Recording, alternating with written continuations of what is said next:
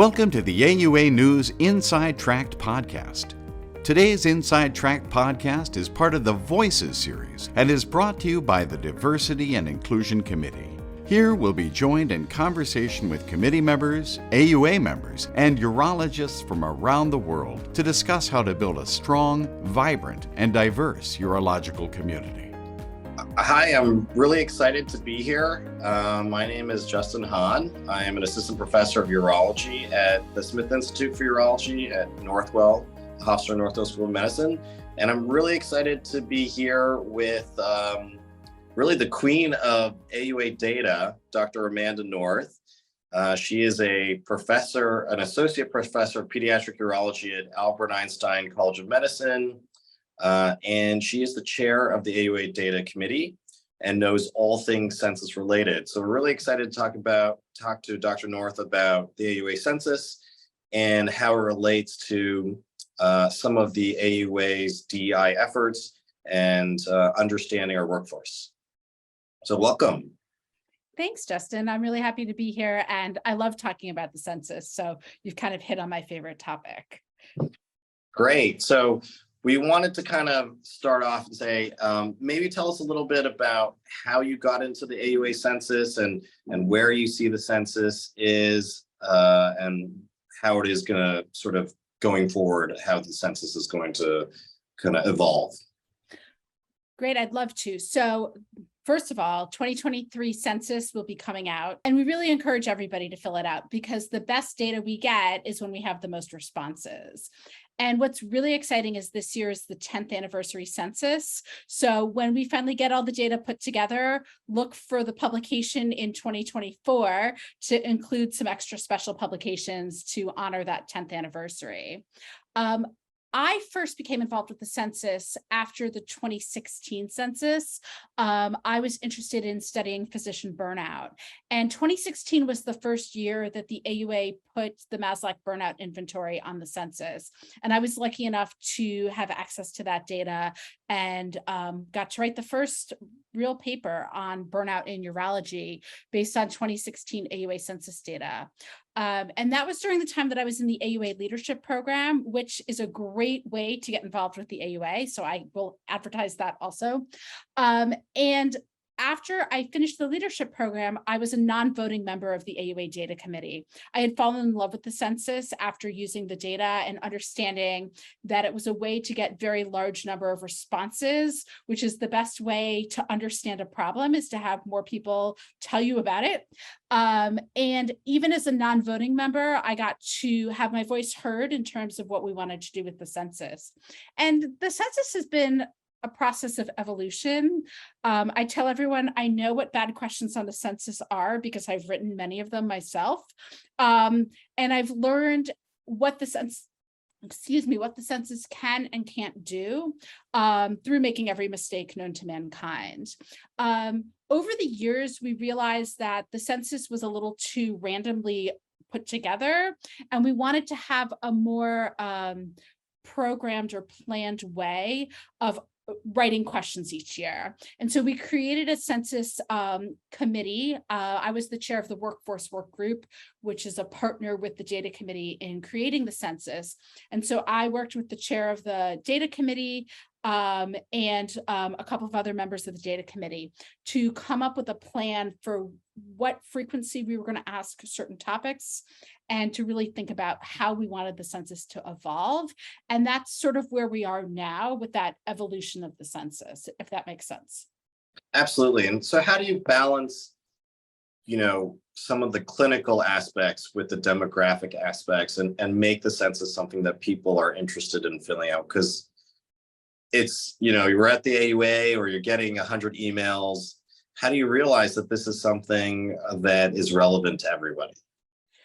Great question. So there are sort of two aspects to the census. One is the questions that gets asked every year, and those are largely demographic, but not exclusively. It's also about practice patterns and other issues like that.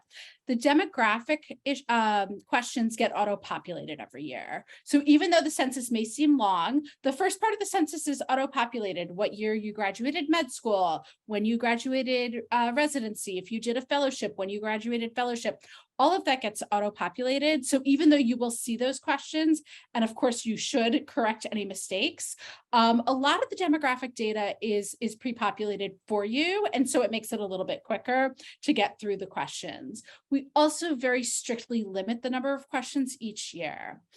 Then the practice pattern questions. We like to understand how many hours a week people are working. What age do you plan to retire?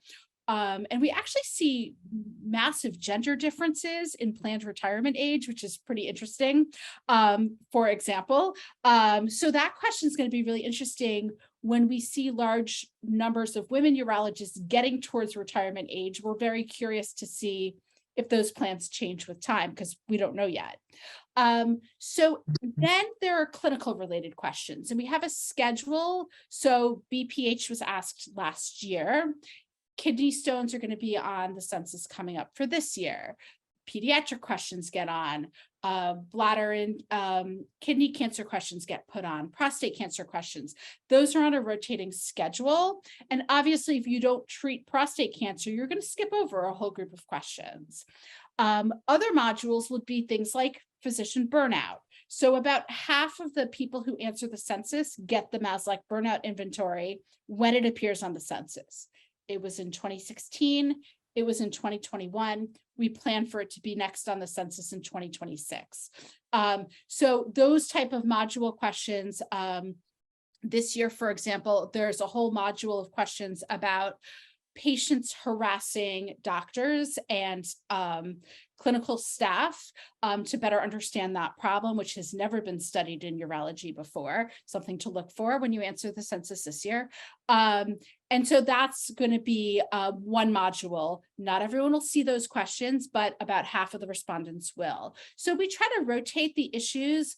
Telemedicine has been a huge legislative issue over the last couple of years, especially with the COVID pandemic protections ending. So telemedicine's been featured very prominently on the census over the last few years because it's supporting our legislative affairs colleagues as they try to lobby for us to get reimbursed for telemedicine, for example. So that's kind of how we think about the census, is what are the hot topics of the day, and how can we ask appropriate questions to understand the needs of our community. And I think telemedicine is a perfect segue into talking about how the data and the census really kind of dovetail into a lot of other areas. I know you mentioned the social, the burnout, physician-patient interactions and harassment, but telemedicine, I remember getting the telemedicine questions and thinking, well, yeah, I see a few patients in telehealth, and do I need to answer 15 questions about this? But it's really interesting to me that, this is really more about a health equity issue in addition to the legislative aspect. So that's absolutely true. And I know during the height of COVID, I was involved in a lot of political advocacy about audio only telemedicine getting parity reimbursements with video telemedicine. And one of the very strong arguments that we made was exactly that. I work in the Bronx, and a lot of our patients don't have access to broadband. And so they would use up an entire month's worth of cellular data to do one video visit. And some of the Congress people that I met with were very much sympathetic to the fact that the only way these patients could have access to healthcare when all of our clinics were closed, again, in the Bronx, we were very hard hit with COVID, was to reimburse us for audio only telemedicine. That continues to be an issue, especially in rural communities where broadband is lacking, and in inner city and poorer areas where patients just don't have access.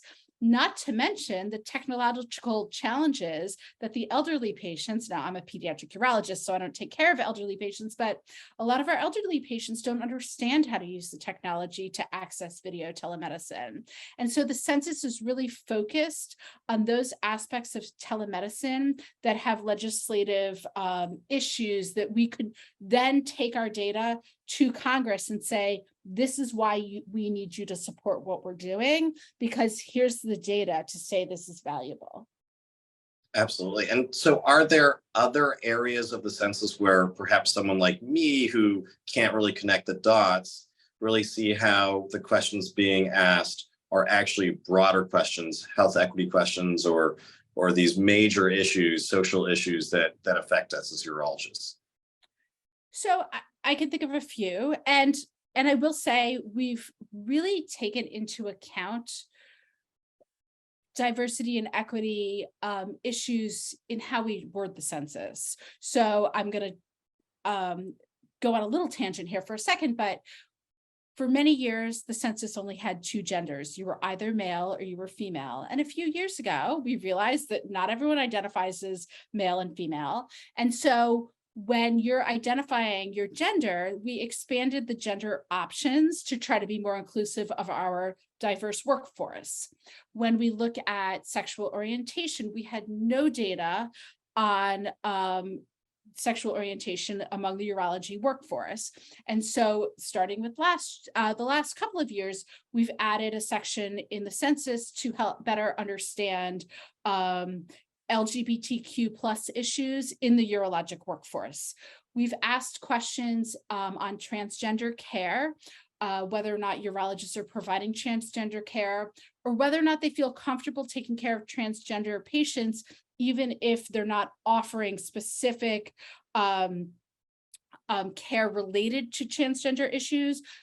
Do you feel comfortable taking care of transgender patients? Do you need more education in taking care of transgender patients? Because then we can work with our colleagues in the education areas of the AUA to offer more training for our practicing urologists to help them better understand how to take care of a more diverse group of patients. So, those are ways that the census has been used for that. In addition, something I'm very proud of is we've been working on a student loan forgiveness bill for specialists practicing in rural areas. And the data to support the need for this has all come from the census. So we, through my work in the workforce work group, we've written 2 papers looking at educational debt among practicing urologists. And perhaps not surprisingly, women and Black urologists have much higher rates of educational debt than other groups in urology. And so supporting student loan forgiveness bills is not only beneficial for increasing the presence of urologists in rural areas, but is actually helpful for increasing diversity in the urologic workforce by helping people get their student loans forgiven who need that the most, right? And so there's been a lot of ways in which the census, first of all, has improved our understanding of diversity issues in urology, and second of all, supported those issues from a legislative perspective. That's, super interesting, because I don't think oftentimes when we fill out the census, we're realizing the amount of thought and work that goes into crafting this survey, and how much of what we fill out really goes back into all of the other efforts you mentioned: the education, the legislation, the research, really the mission of the AUA in terms of furthering our field. So to me, it almost is like a foundational document, if you will, a snapshot in time, which is super cool to learn about. Yeah, and I was going to say on that note, we did just launch a new data research program. It's not just census data, it's also AUA registry data. But the goal of our new data research program is to actually help younger investigators who may not have grant money, may not have statistical support in their own institutions, have access to AUA data with statistical support. And so this is something that I am so proud of. As the data committee chair, I helped come up with the idea for the program and help make it come into reality. So of all the things I've done as data committee chair, I think this is the thing I'm most proud of. The idea is that people will start applying. The site will open May 1st, but you may have seen an email in your inbox already because we've already launched it. And you can either apply to use census data or AUA registry data. And instead of getting grant money, what you're going to get is access to the data with the full support of the AUA statistical team. And they are amazing. And they really understand this data because they're the ones who are generating it, right? We work with the statistical team when we write the census, And the statistical team is the one helping to get the data out of the AUA registry for people to use. And so they're amazing to work with. And, it will be with mentorship from people in the data committee as needed, and a $2,000 grant to help cover travel expenses so that once you write your abstract and your paper, you can go present it at meetings. So there is a little bit of money, but instead of money, it's more that you get everything you need to do a research project. And we're hoping that investigators who don't always have opportunities are the ones who apply. We're really hoping to get a young, diverse group of investigators to take us up on this offer, because that is the goal of this new program. That's amazing. And is it for faculty or residents, fellows? Who's invited to apply? Not just faculty, not just residents and fellows, but even some of our advanced practice providers. Not everyone knows this. When we talk about the census, we're usually talking about the practicing urologist census, but in fact, there is an advanced practice provider census, and there is a resident and fellow census that gets published, if not every year, every couple of years. Sometimes the numbers aren't big enough to do an annual one, but those are all published on the AUA website. And so anyone in any of those areas is invited to apply. So we're trying to be very expansive in that. In the future, we're hoping to have a urology med student census, as well as a practice manager census to help us understand some of those groups too. So those are in the works, but not yet ready for prime time. So no, we're trying to be very open-minded in terms of who can apply. That's awesome. So you kind of mentioned there were other censi. I don't know. I'm not sure what the plural is.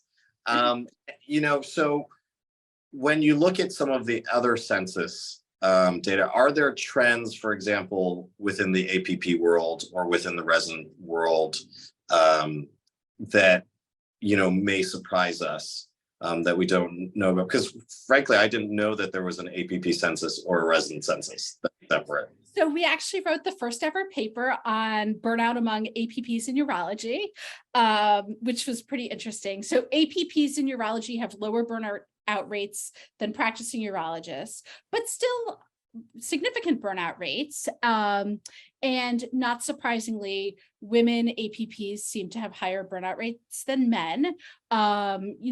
Which may, again, like we see in the practicing urologist census, may be related to childcare and family issues, in addition to having a full-time job. In terms of the resident census, we have written a paper on burnout there also, which has consistently shown that PGY2 urology residents are the ones at highest risk. But what's been really interesting, and what we're starting to look at now, is the impact that the ABU changing their leave policies has on how much parental leave residents take. So I don't have the data yet, but it is a project that we are looking into, because as you may know, the ABU has tried to make parental leave easier for residents by changing some of their requirements to take the boards. And we're really trying to understand if that's making a difference. So these are some interesting issues. The other interesting issue with the APP census is it has been proposed that APPs could help with the rural health problem. However, there are very few APPs practicing in rural areas, and many APPs are in urban areas. And so replacing urologists with APPs to cover rural health emergencies does not seem like it's going to be a great solution, which has helped with our student loan forgiveness bill. So there you go. It all comes full circle. Everything is interrelated ultimately. So burnout is something that you have spent a lot of your career and a lot of time and effort on.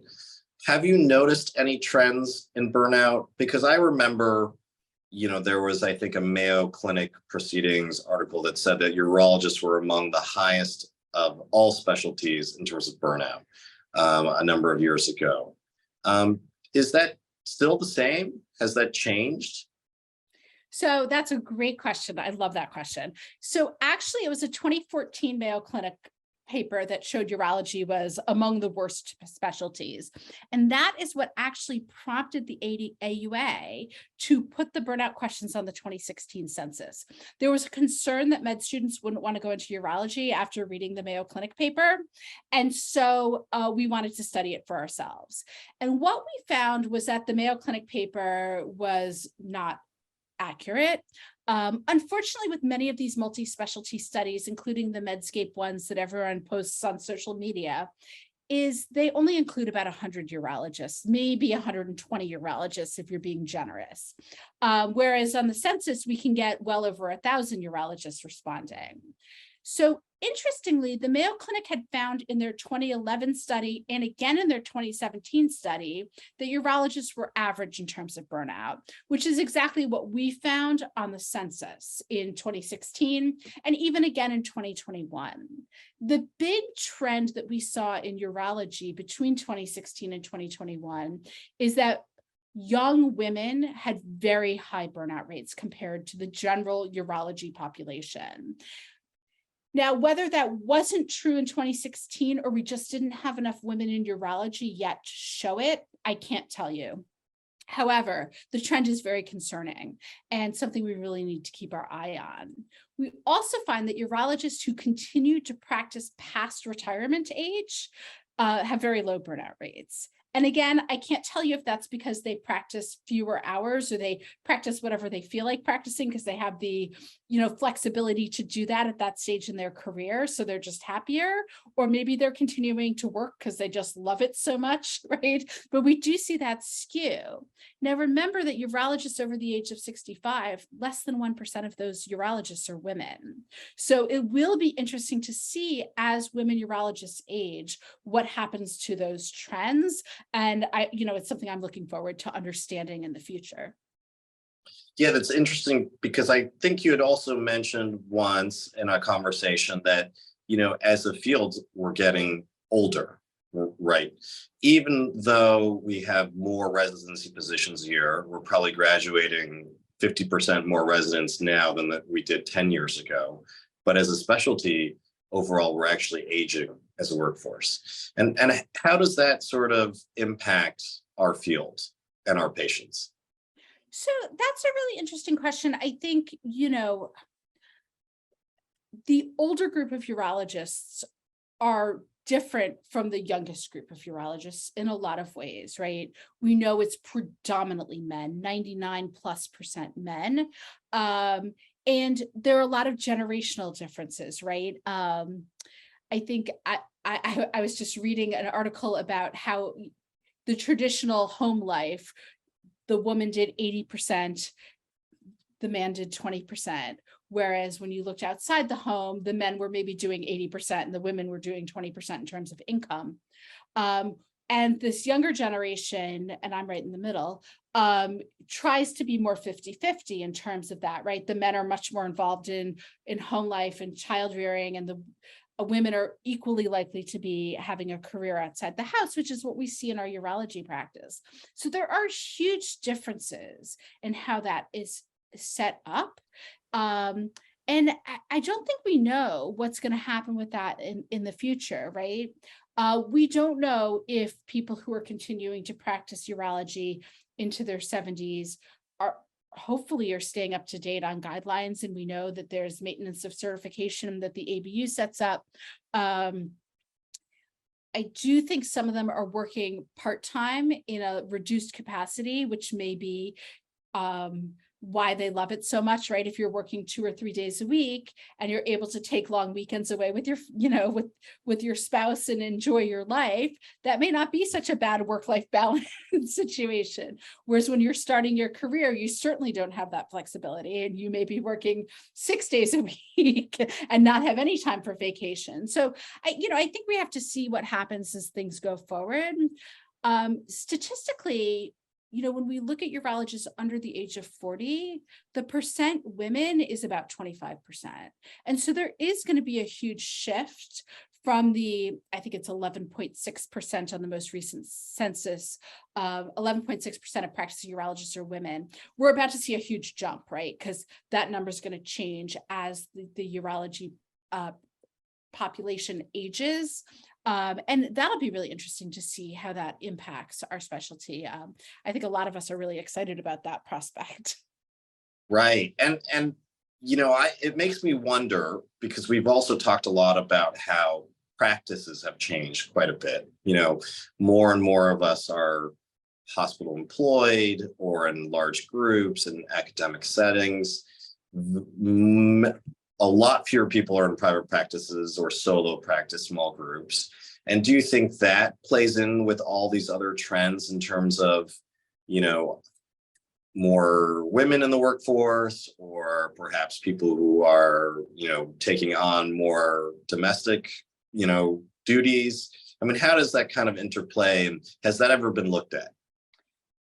Yes, it's something I've been really interested in. There's been a huge trend in all of medicine, not just urology, away from practice ownership towards employed physician. We're definitely seeing that in urology. And we know that loss of autonomy is a driver of burnout, right? So losing the ability to have control over your schedule, losing the ability to choose your clinic staff, all of these drive burnout for doctors in general, urologists, definitely we've shown that. Interestingly, women in urology are far more likely to be in academic practice, and they are more likely to be employees compared to men. And there is an age difference. So younger urologists in general are more likely to be employed, but even accounting for age, women are far more likely to be employed. And we know that likely drives some, not all, of the gender pay gap, because if you're a practice owner, you're going to get income from things beyond just the patients that you see, right? You may be generating income from ownership of the practice or ownership of a surgery center, right? All of that gives you additional income from just seeing patients. And so that is a factor in the gender pay gap. And it may be a factor in the gender differences in burnout. Which is also very interesting. Many years ago on the census, we asked why people weren't practice owners, or what the advantages or disadvantages of ownership versus employee status was. And women were more likely to say that they felt uncomfortable with the business aspects of running a practice. And so something for us to think about in academic medicine is, do we need to do a better job of training our residents on how to run a business? And as medicine has become more and more business driven, I think none of us is immune to that business aspect of medicine anymore. Maybe we are particularly doing our women residents a disservice by not focusing on the fact that we all can be business owners and practice owners if that's what we want, and helping to navigate what that would look like. Yeah, I mean, I totally agree. When I went through residency, which was not that long ago, but I don't recall a single discussion about, practice types, how to, negotiate a contract, how to run a business, how to be a private practitioner. And so I think we're sort of defaulted into what we know. And perhaps that's also, a sign of how hospitals have consolidated and taken over practices, and you may not interact with private practice urologists as much in your training as maybe in the past, and get a sense of a different world. What I think is kind of interesting is the AUA seems to already recognize this, because they've started the Leadership and Business Institute, right? And I don't know if you're a part of that, but I know that they have a whole program now at the AUA for people exactly on this subject matter and interested in these topics, which is also very exciting to see. Well, and our own New York section, through the Empire Lecture Series, did a series of lectures, which are available on YouTube, by the way. The New York section has its own YouTube channel, but they did a series of lectures aimed at young urologists and residents. But this series was aimed at young urologists, looking at things like contract negotiation, practice types. I had given a lecture on burnout for that series, but a lot of them were trying to focus more on the business aspects of running a practice. And so I think we're all recognizing the importance of that. as part of our educational training of our residents. It's not just about learning how to do a robotic prostatectomy. That is important, don't get me wrong, but it's also important to understand what your options are and to not be afraid to be a business owner if that's something that interests you, because I think having autonomy and running your own practice can be really fulfilling for someone who wants to take that on, and we should give our residents the tools they need to do that. Absolutely. And definitely shout out to the Empire series and Dr. Bottolato, who helped really spearhead that. And I think also, it's important to mention that a lot of the AUA committees, like the medical student committee, the resident fellows committee, the young urologist committee, have had programming over the years at, for example, the Young Urologist Forum about these topics too. So if there are people who are young urologists or maybe a little bit older who'd be interested in going, definitely check those things out as well. Yeah, and the census, by the way, has even asked questions about the growing influence of private equity in urologic practice, which is something that I don't even think I know enough about yet, but is definitely a growing part of urology practice. Yeah, and certainly I think that has a significant implications for patients, right? I think I read an article that 25% of all practices in Maryland, I believe, or New Jersey are private equity owned, which is quite a high number. I mean, that is a significant number. And how does that impact patient care? Well, and this is one of the reasons why, talking about the census again, we really try to get input from everyone in the urologic community, because it wasn't our committee that came up with the idea of asking questions about private equity. It was one of the sections that wanted to understand private equity's influence, but it's such a timely topic. And just like telemedicine was being asked on the census before most of us used telemedicine, I think we want to start asking about private equity before it becomes so pervasive that we've kind of missed our window, right? So another way that the census can be useful. Yeah, I mean, it's incredible what a tool the census is that probably most of us don't realize. I had a question about the resident census. So you mentioned, looking at residents, they do experience burnout, particularly in their second year. We can all remember those sleepless nights. Have you noticed trends, or have you asked about residents in sort of the way that they want to approach surgical education? And, there's an idea that as urologists, we cannot do it all anymore. We'd love to be able to come out and do robotic surgery, major oncology cases, but also office practice and everything in between. And I think there's certainly a trend that suggests that perhaps across medicine that this may not be the future. Has that ever been looked at the resident level, and how do residents feel about these kind of overarching educational trends? So that's a great question. And the answer is we haven't really explored it yet. One of the nice things when you start talking about all of the different censuses, did we decide that was the plural, that exist, is you start to get more and more ideas.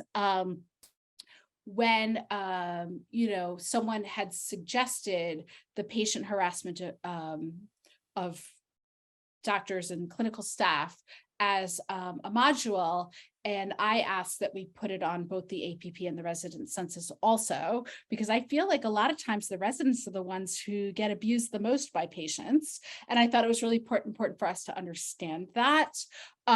So we are trying to do a better job of understanding resident needs.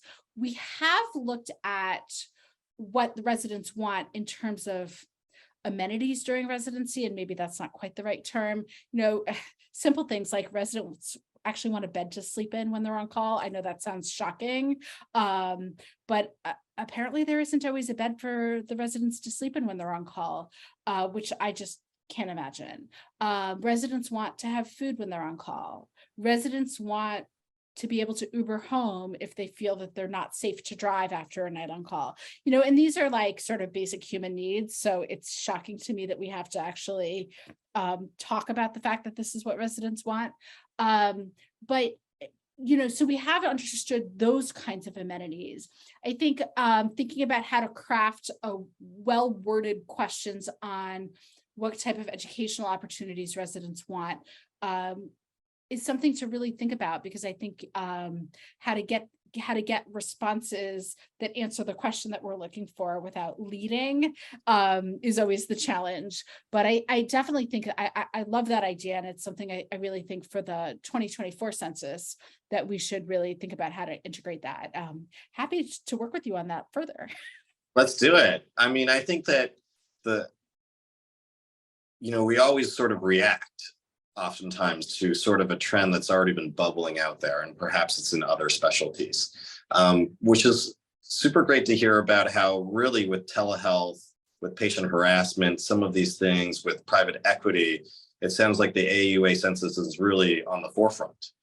I mean, I'm very curious to see what, and probably will be disturbed by the number of people that have reported patient harassment.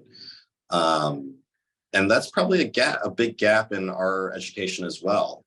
How do you handle these difficult situations? Although perhaps they do it in medical school these days. PBL is probably a different sort of era than when we went to medical school. Yeah. No, for sure. I mean, we did ask about sexual harassment in practicing urologists, not just from patients, several years ago. So we do have a little bit of data on that. Unfortunately, although we asked the location where the sexual harassment took place, and so clinic was not an uncommon answer, we didn't ask who was doing the harassment. And so at that time, we didn't get that data, which we will get now. Again, we learned from our mistakes. But we found actually that at national conferences, there was a lot of sexual harassment going on. If I were to surmise, I would say likely due to drinking and socializing. In hotel rooms and conference centers, there's a lot of opportunity for some uncomfortable situations to come up. And that led the AUA to offer a hotline at the national meeting for people who felt that they were in an uncomfortable situation to call and help get out of it. So, there's been a good response to some of the information we've gotten in the past. Yeah, I mean, that is, I'm not sure that many people know about the hotline. I was not aware of it, but that is certainly something that, anyone who's listening, please spread the word. If you see something or hear something or experience it, certainly to report it. Yeah, the first time it was the last time the AUA was in Chicago was right after we had gotten the data, and that was right before the pandemic. And as you may recall, we hadn't had an in-person AUA for a little while after that. So, maybe less well advertised than it had been. But the AUA did really respond to that information in a really positive way, and I was pretty impressed by that.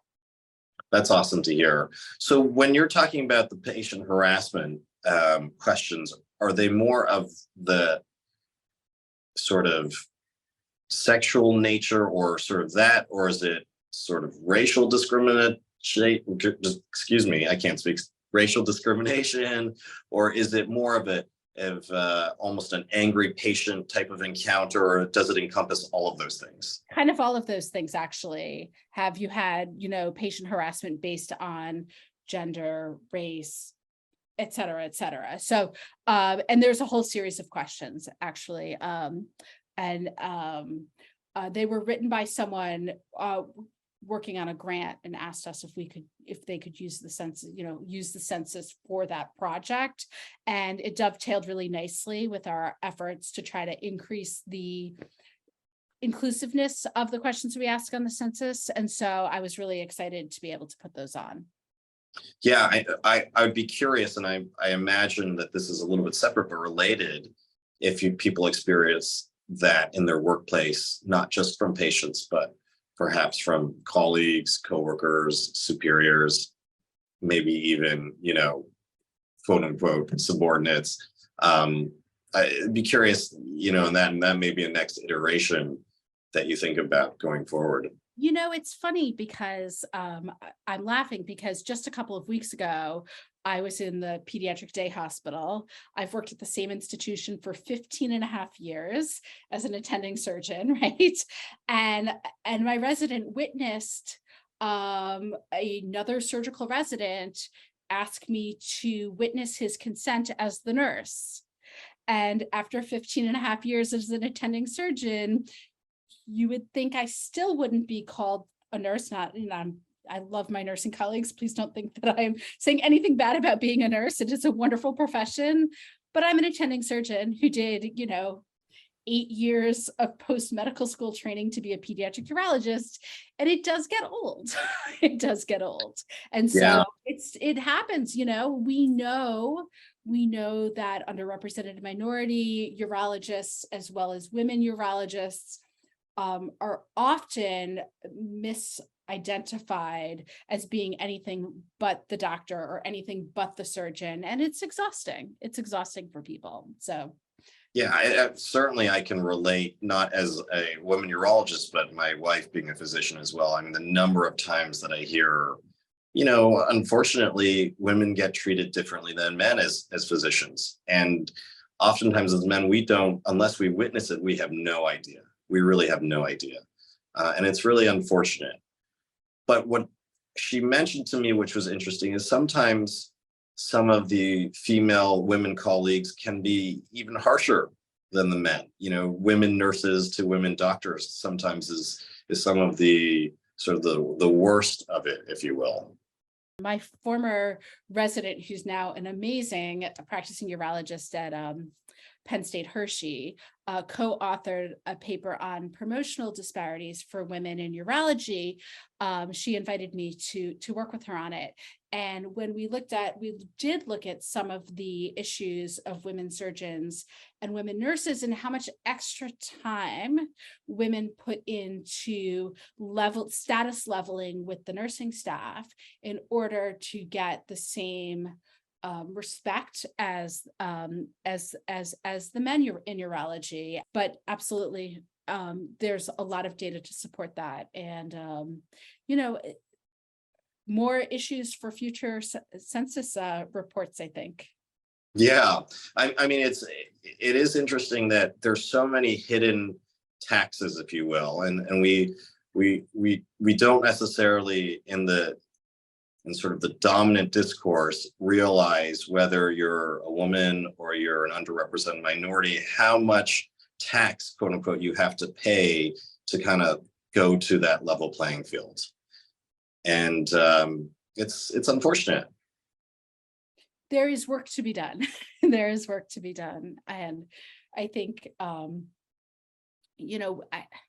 we keep hoping that by raising awareness of the issues that people face in our workforce, that we can help to correct them. That is how, during my tenure as the data committee chair, but even before that, when I was the workforce chair and I had a voice about the census, I've always chosen to use the census in a way to help highlight these types of issues. And I will say, Pat McKenna, who was my mentor and was a prior data committee chair, as well as a workforce work group chair, also felt really strongly about trying to use the census as a tool for equity. And, it was his mentorship that, really showed me. And now I think we're in a place in our specialty dialogue where the AUA is really open to that idea also. And so it's allowed us to really expand the possibilities for how the census can be used. Yeah, I think the idea of mentorship is such a critical one, and something the AUA, I know just from learning about all the various programs, has really focused on.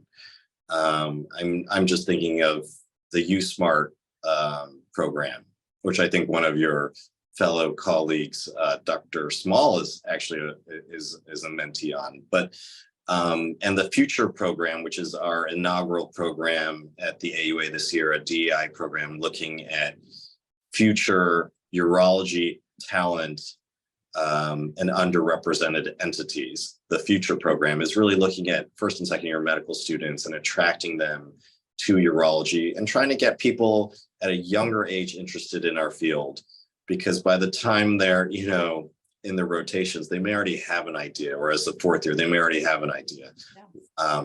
So that's, mentorship is probably the most critical thing. I mean, I think probably most urologists would say the reason why you were a urologist was because of a mentor. I don't know of any urologist that went into, unless maybe they knew someone personally, that went into medical school saying, I want to be a urologist when I finish. So absolutely. I think you're right. So as we're wrapping up our conversation, Amanda, how do people, if they're interested in getting more involved in the census or have ideas for the census, as you mentioned, the patient harassment, how do people get involved? How do they sort of go about this process? I'm so glad you asked. There are a couple of different ways. Obviously, when data committee positions become available, there's a call for applications, and we really try to look at the data committee holistically. So this past year, we only had room for one person, and we had an applicant who both does infertility and had a military background, and nobody else on the data committee had any of those things. So she was the obvious choice, so that we filled some aspects of urology that we didn't have before. But as people's terms ends, those positions become available, and that's a great way to be involved.